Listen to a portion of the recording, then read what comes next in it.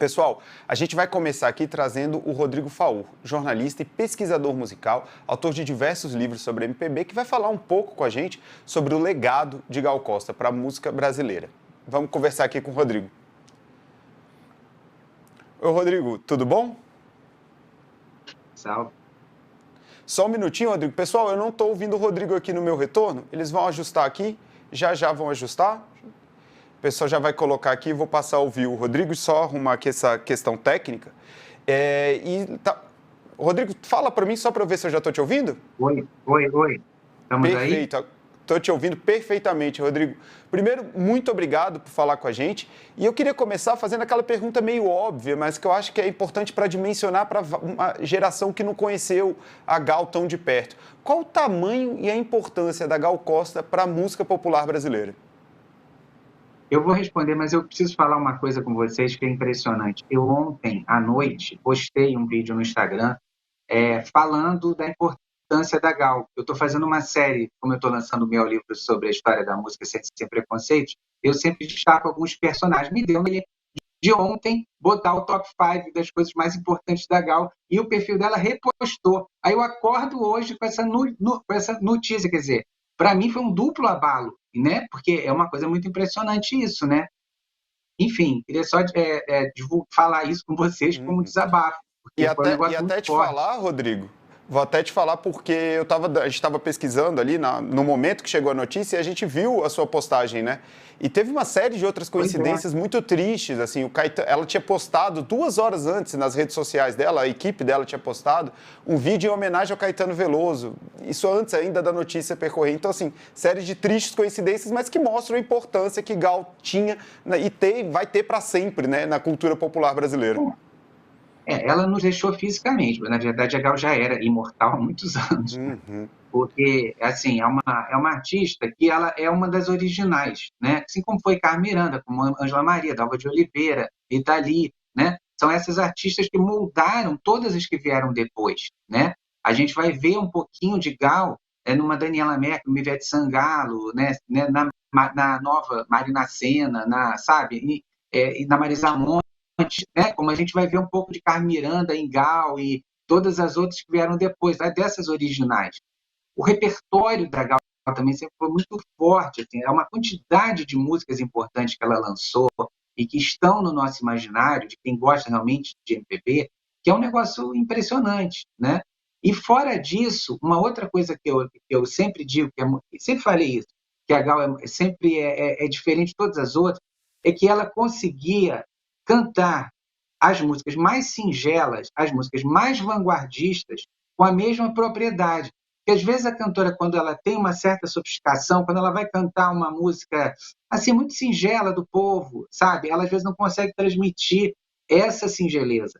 E a Gal conseguia, tanto cantando Chululu, uma canção de Niná, que a mãe dela cantava para ela, que ela gravou no Cantar, quanto uma música de super vanguarda, por exemplo, Cultura e Civilização, que ela gravou na época da Tropicália, ou Vaca Profana, ou Neguinho, Recanto Escuro, entende? Assim, assim como ela podia cantar uma música jazzística, como ela gravou, I Didn't Know What Time It Was, assim como ela podia cantar um forró, como O Gosto do Amor, que ela gravou com Gonzaguinha. Quer dizer, em todos os gêneros, ela conseguia cantar bem, ela conseguia convencer nós que estávamos do outro lado, entende? Então, isso é uma grande qualidade e que eu não sei se tem outra cantora do Brasil que conseguiu isso em tantos gêneros, assim, sabe? Convencer em tantos gêneros. E, Rodrigo, como você estuda a história da música popular brasileira, a gente também está acompanhando agora, porque sempre quando acontecem essas situações, as mortes, a gente vai lembrando da biografia dos artistas.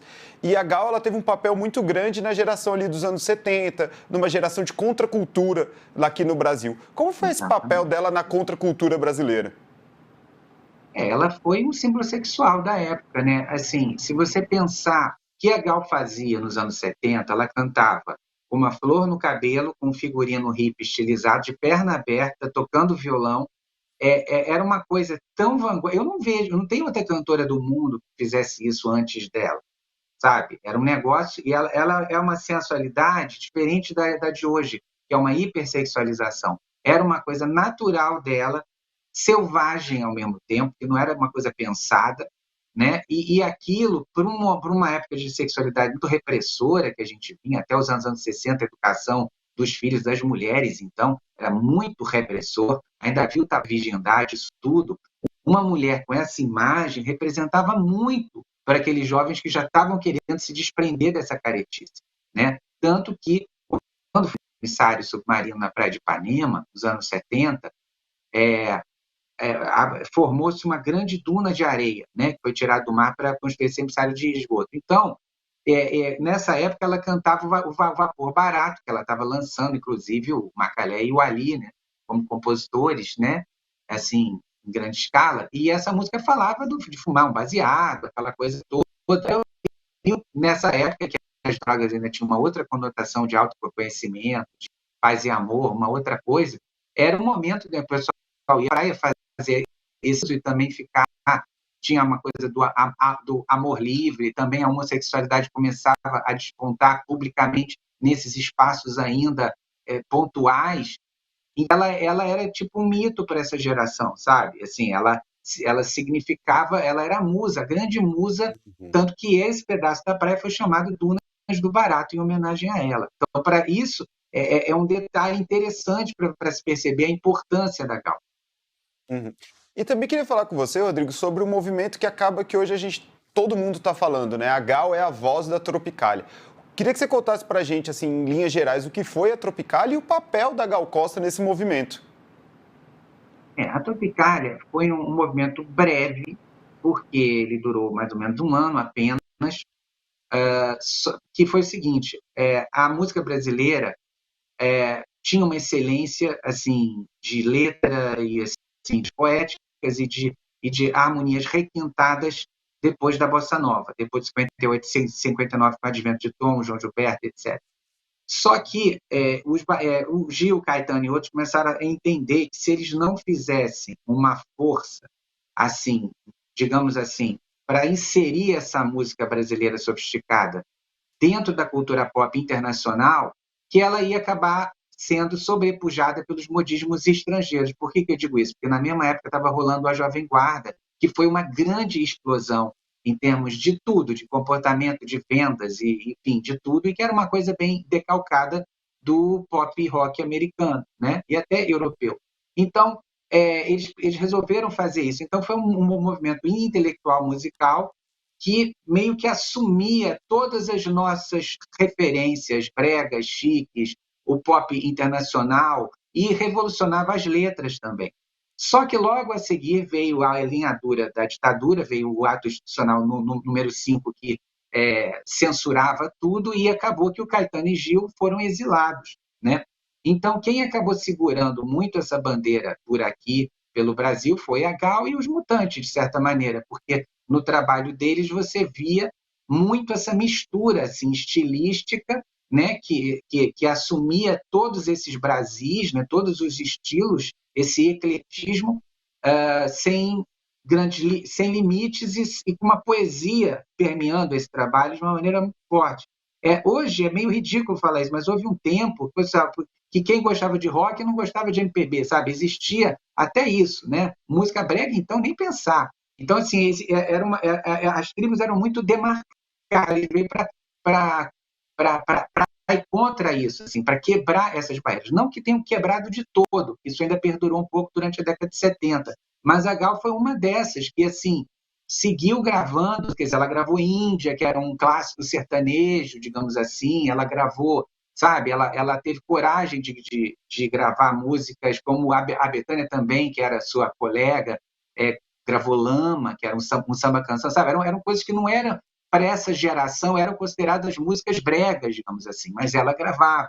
Da mesma maneira, de vanguardíssimas, que o Caetano e o Gil mandavam de Londres, depois, quando já vieram em 72 para o Brasil, continuaram fazendo para ela.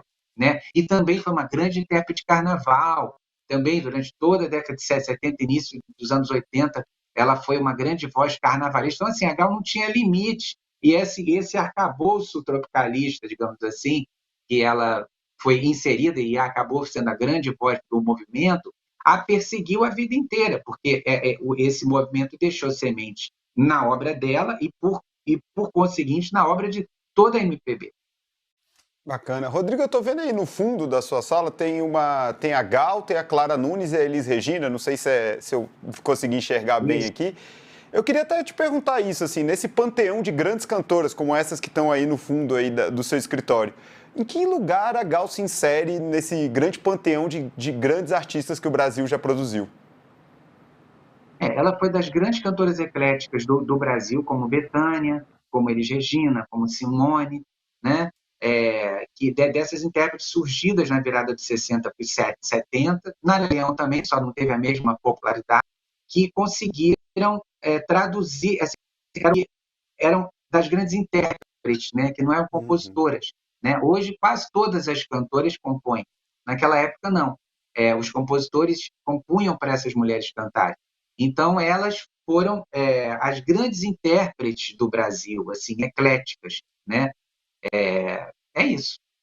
Bacana. Rodrigo, você está lançando seu livro hoje, né? O pessoal me informou aqui da produção. Queria que você deixasse o convite para o pessoal e falasse um pouco do seu livro para a gente encerrar.